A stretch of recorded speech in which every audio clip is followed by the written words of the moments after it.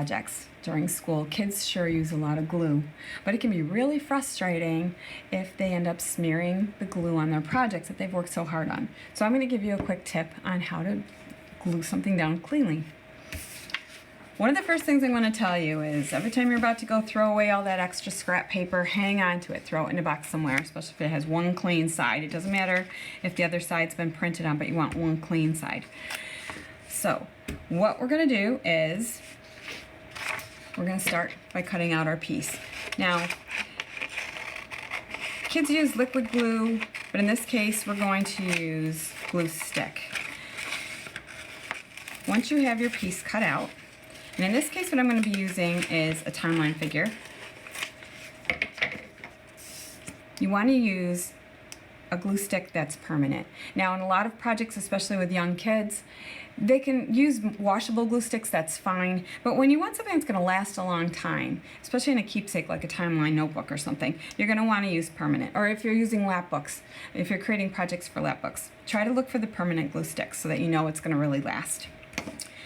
Now I'm actually going to use a different colored paper just to put this down so that you can see it. But the first thing you want to do is you want to take your piece, put it on a clean spot of the paper, and hold it down, and starting at the center of your piece, you want to take that glue stick right out over the edges. You'll also find that if glue sticks aren't used over a period of time, they will get gooey. So try to keep your tools up to date.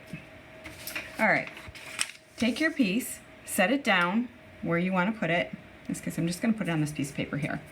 And what you're going to want to do is take another sheet of paper, put it on top, and press that down. You can use a burnishing tool. In this case, I have a scoring tool here that can be used as a burnisher as well to press it down. But the key here is that you're not getting your hand oils onto that piece. And that is what creates those awful black smudges.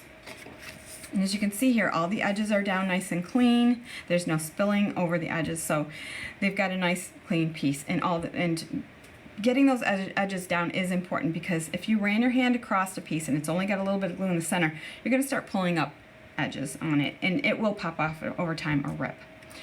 So that's all that there is to it. It's really just having that scrap paper on hand, having a permanent glue stick, having a clean surface to work with, and using a top sheet to cover with. Thanks for watching. Be sure to ignite a love of learning in your child and do it hands-on.